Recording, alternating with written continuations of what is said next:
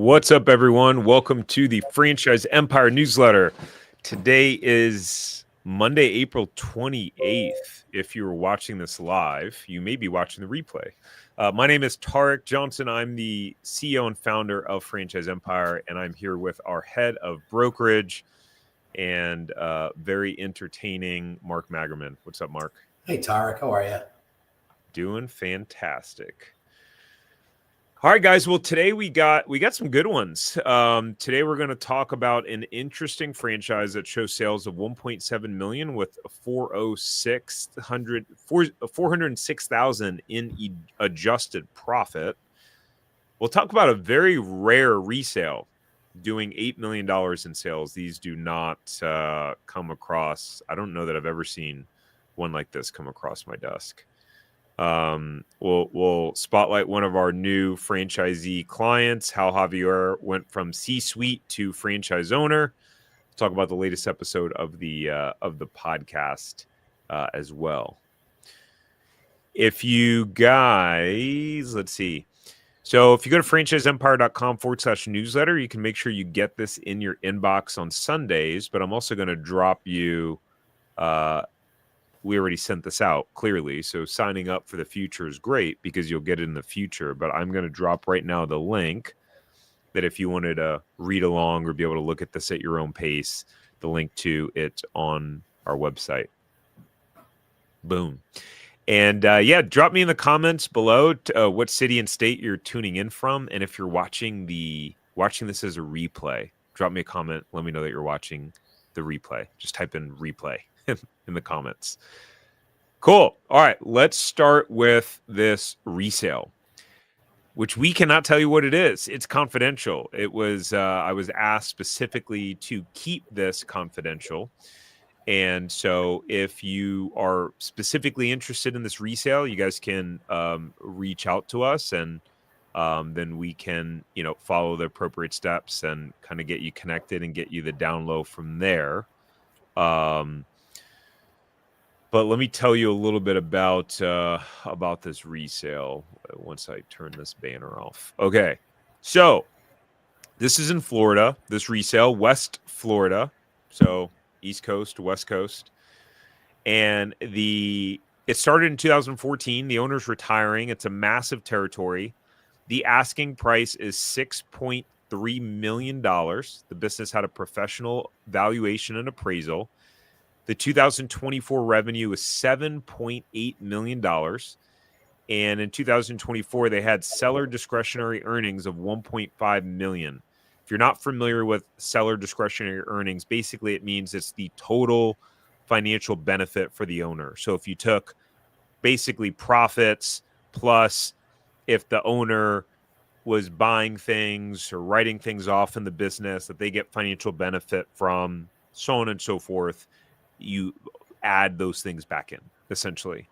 There's also $1.1 million of business assets included in the sale. So that could be, as an example, depending upon the type of business, if this was like a massive construction business, this could be like tractors, right? Or this could be, different things like that are critical to the operation of the business overall.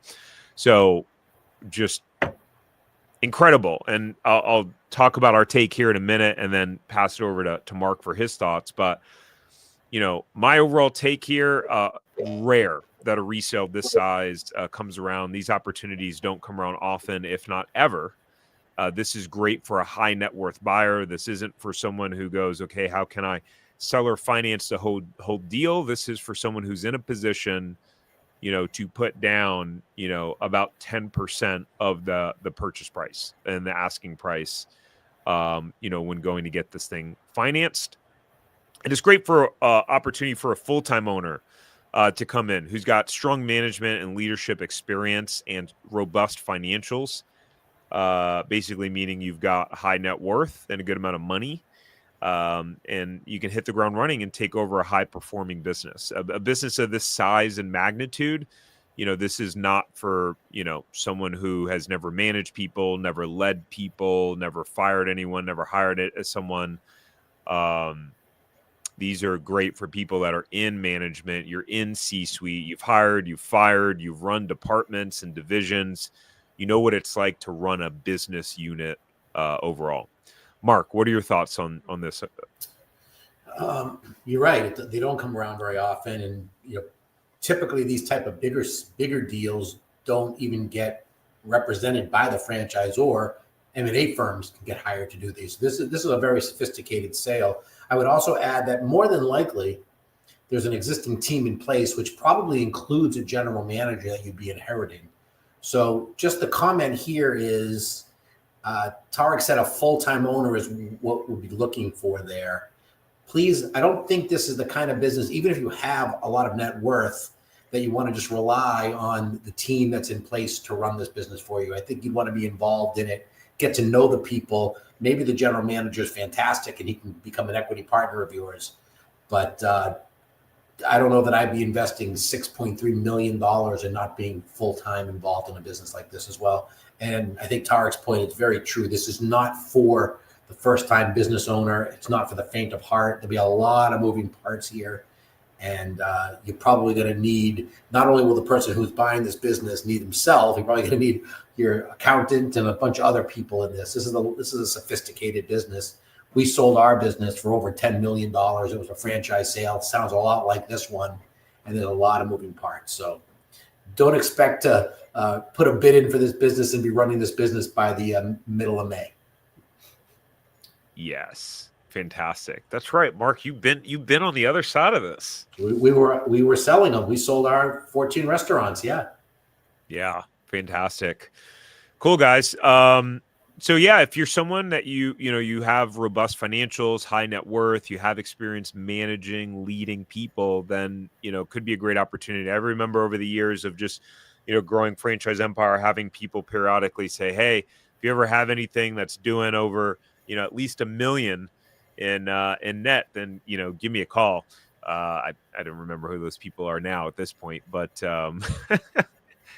here you are. Hopefully you're watching. Here's the call. By the way, we also have a list of we left this in. This should have been deleted. But we do have this list of over 40 plus resales with various franchise concept brands. So if you do want to learn more about some of those other resales, you can click that link, which is just franchiseempire.com/resales. All right, let's talk about Javier. So, Mark, you didn't work with this specific person, right? Javier? I did not. I don't know Javier. I think I've heard you guys mention him, but I don't know him. Okay, got it. I just wanted to confirm that. So Javier, let's talk about Javier. Javier worked with our team. He spent some years climbing the corporate ladder, and really wanted a business that could replace his income while giving him real ownership. Something that we hear often, especially with C-suite players and execs that have kind of been around the decision-making side of companies, right? Kind of like someone who could be ideal for, that resale that we were just talking about. They're kind of like, I've been growing companies for someone else. I've been making these hard tactical decisions. I'd like to do it for myself and create some ownership for myself. And so when he expressed openness to relocating for the right opportunity, our team expanded the search. So that's when they identified a Closet Factory, a franchise with a strong financial performance. And Javier and his wife felt confident about it. They signed their agreement. They moved to the new city, and they now run their business full time, proving that the right franchise doesn't just replace income; it builds a legacy. I love that. Fantastic. Congratulations, Javier. Very happy for you. All right, Mark, let's talk about Franchise of the Week. The reason why we are including it again, Mark, is for updated numbers. This is 2025 numbers. Beautiful. Great. Cabinet IQ, one of our favorite brands here at Franchise Empire for just a ton of reasons. Not only have we placed several candidates that are thriving in it, but We have a good working relationship with the franchise development folks. We know the owner very well. Cabinet IQ, I'll read you the description, but I'll also add my own little 2 cents to it. But it's a high-tech cabinet and countertop company revolutioning a sleepy, fragmented, outdated industry. They are the only full-service cabinet and countertop company bringing a 5-star experience to kitchen and bath remodeling from design to installation. If the owner, whose name is Michael, was here on this call, he would say, and he got mad at me one time because I didn't say this, he would say that they're not a kitchen and bathroom remodeling company. They're a marketing and a technology company that happens to offer kitchen and bathroom remodeling services. They have taken technology and really micro-focused on how to utilize this technology to help the franchise network grow. And it's a beautiful, beautiful thing, all the way up until these beautiful, an idiot like me who's never done anything like this ever in my life can sit in front of a potential customer and with a couple of keystrokes print out this beautiful 3-dimensional image of exactly what the finished job is going to look. They've just taken the technology and they've allowed people to run these businesses in a much more streamlined way than ever before. You really got to see it to believe it. So today, most companies in this industry have very low-tech systems, outdated showrooms, bad communication. If you've ever tried to get cabinets done and you've gone to a store like Home Depot, you might as well put a bullet in your head because you got like miles and miles of cabinets. First of all, it's millions and millions of dollars that Home Depot had to buy to sit idle on a shelf, not doing anything for them. You don't have that issue with Cabinet IQ. You do need a showroom, but a small showroom. But you never know how your product's going to look when it's in a showroom at the Home Depot. Cabinet IQ cuts through all that clutter and really makes it a wonderful interactive experience for the customer, and that's why the franchise owners are very happy with going down the road, learning more about this. Owner operators are hands-on daily in the business, and they can focus on either sales or design. And as I said, you do need a showroom, but it's a small showroom. They help you get that up and running. So there'll be a little bit extra investment cost than a typical service business because, again, of that showroom capacity. But the beautiful thing is you don't need any design or home service background because they're not looking for people like you as a franchise owner to climb up and replace somebody's cabinets. They're looking for individuals who want to grow businesses. And here's 4 of the criteria that they're looking for. Have you managed a team before? Are you really passionate about sales and customer service? Can you follow a plan and can you lead a team? If the answer to those 4 questions are yes, you should be getting on our calendars really quickly and asking us to introduce you to Cabinet IQ. Started out in 2017. It was not a franchise business, which we love those stories because that means the founders are getting into it because they found an opportunity in an industry. It's nothing to do with franchising. In 2022, someone said, you guys got a great franchise brand. They agreed. And they started rolling it out in 2022. There are 2 territories that are still owned by the company. They awarded 38 units. 15 of them have been opened just since the last 2 years. Franchise fee, pretty standard in this industry. It's $59,500. Royalties are at 6%. There's no brand fund year 1, 2% year 2. The investment range you see there, it's up to between $300 and $455. We always say, look at the high end. And again, there is some the showroom's going to cost some money. There's going to be some inventory you're going to need. Talks a little bit about the net worth and the liquid capital that you guys need.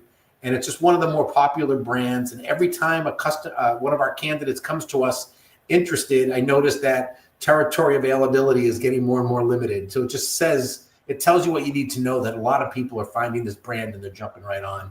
And again, all this information comes right out of item 19 in the FDD. I think these guys are a little ahead of the curve because their 2025 FDD is currently out. So that's good news.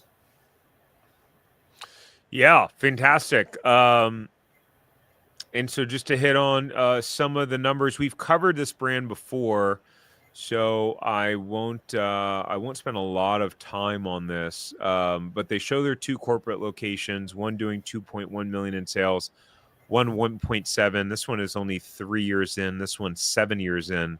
That's pretty good for only 3 years in. Absolutely. And then you can see the difference in what they show in terms of adjusted profit, 23% for the first location, 17% for that one, showing 406,000 in adjusted profit. And of course, that factors in the, if they were paying their own royalties, et cetera, which it looks like they are. Just one other comment, Tark, not that we're taking a deep dive on the P&L here, but where you see the rent line at 4.4 or 2.2%, that kind of makes my point about it's just a really small showroom. When we were in the food business, the goal is to come in for rent at no greater than 10%, ideally 8%.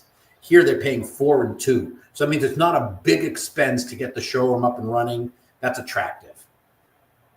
Yeah, it's a very very good point. Yeah, if you do anything, food or these IV drip places were kind of popular. I think getting a little saturated, in my opinion. And those you're talking about Class A retail, where you're spending just a lot of money on leases. So we'll talk a little bit more about this brand in a second. But if you guys wanted to find out if your territory was available, you can go to franchiseempire.com /check territory. That thing right there. Excuse me.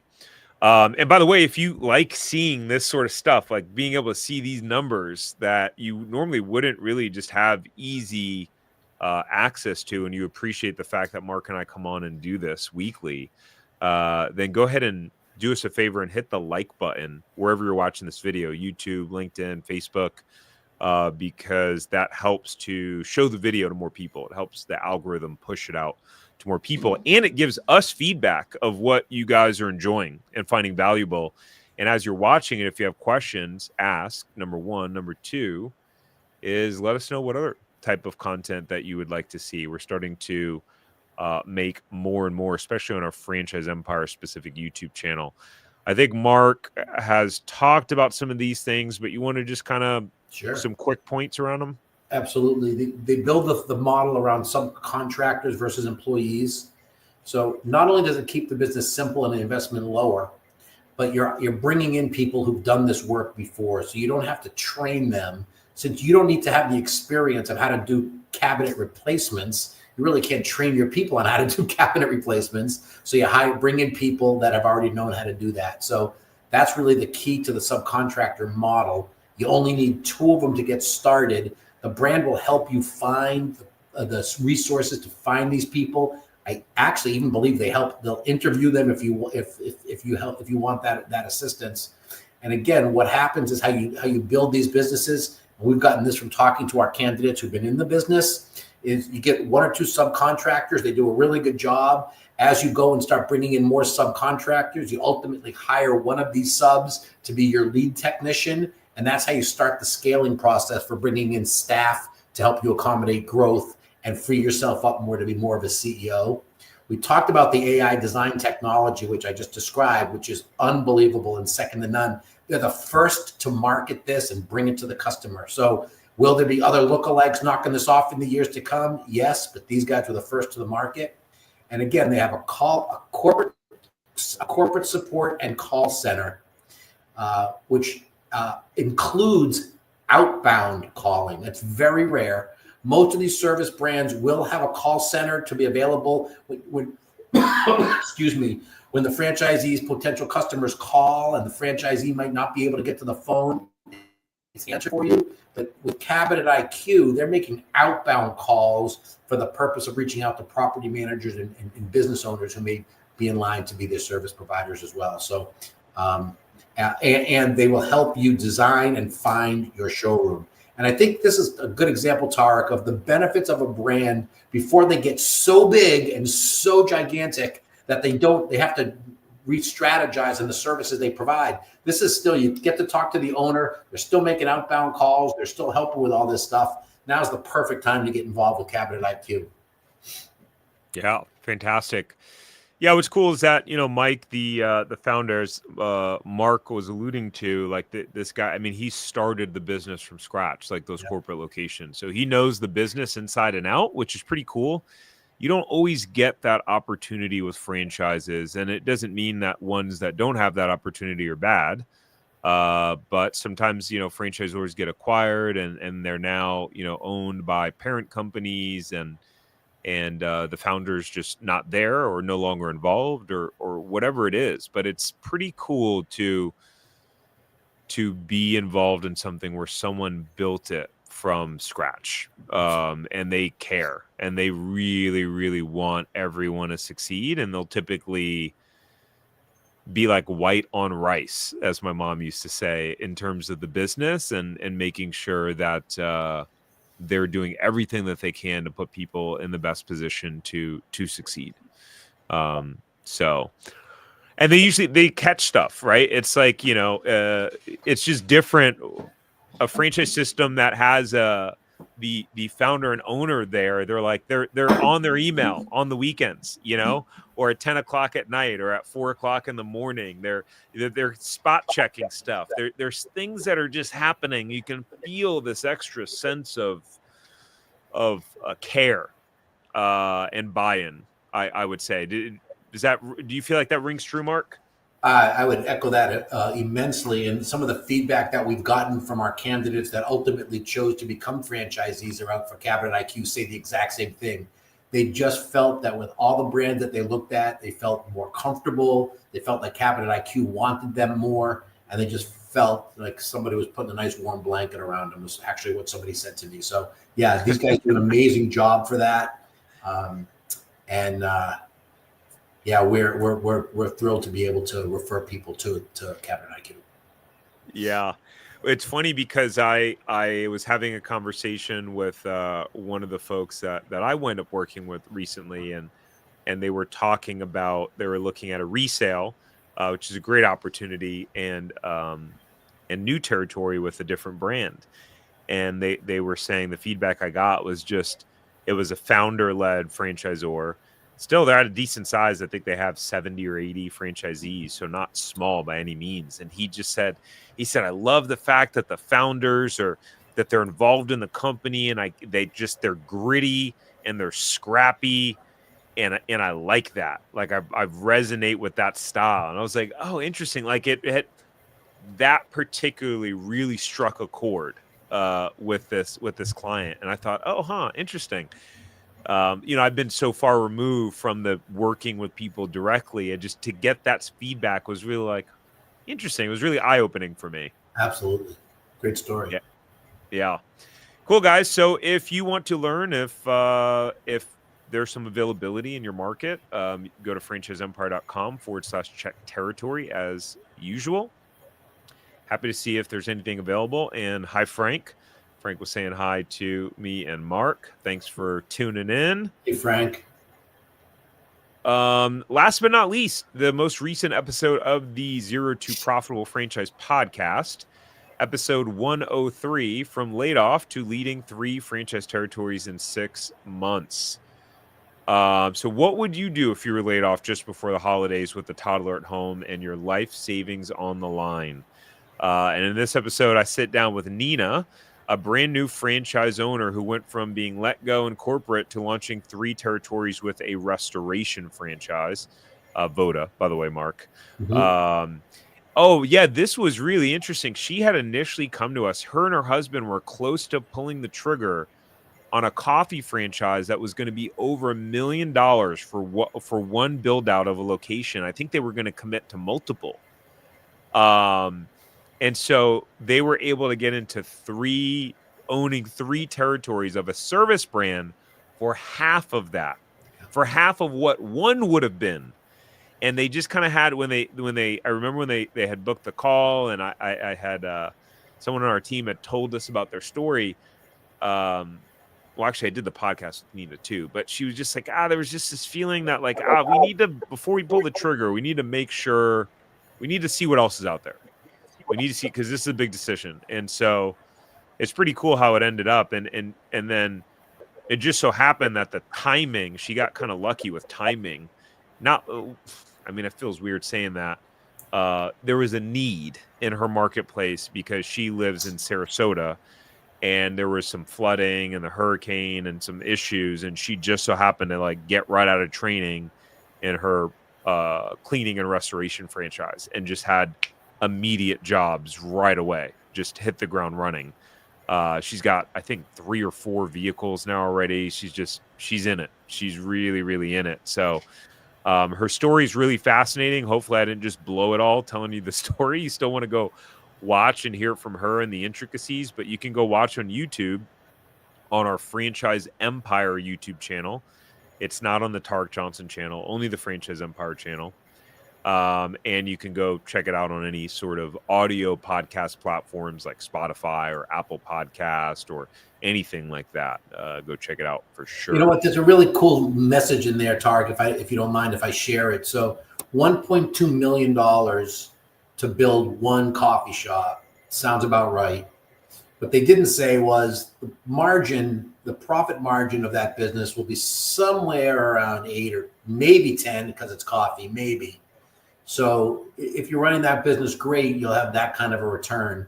Or buy 3 territories of a really cool service brand for half as much money that if I'm just guessing, will have at least 2 times profit margin percentage when you're said and done. So I don't know, $1.2 million to get 10% in a business that you're going to be running Monday through Sunday, 7 days a week, nonstop, or a nice service business that essentially is going Monday through Friday from the owner's standpoint for half as much money with twice the profit.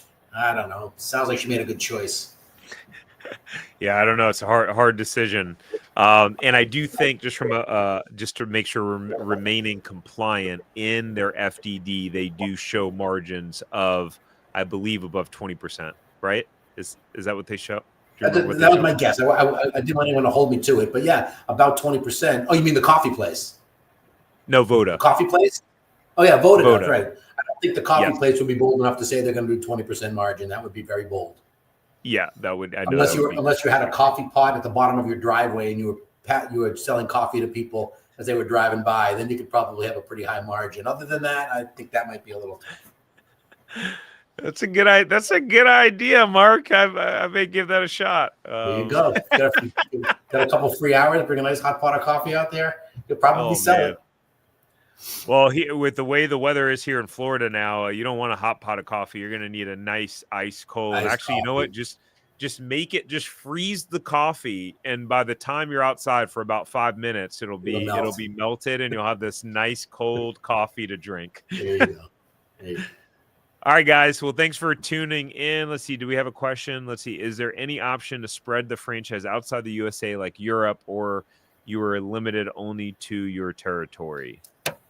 Yeah, generally, most of the franchisors are only franchising USA. Some of them Canada, but yeah, typically not in Europe unless you're like the big food franchisors. And there'd be a completely different set of rules and regulations and laws to follow. And so, yeah, the answer there for the most part is unfortunately not. Yeah. Yes. All right, guys. You guys have a good rest of your week, and we'll see you next Monday. Thanks, guys. Thanks, Tarek.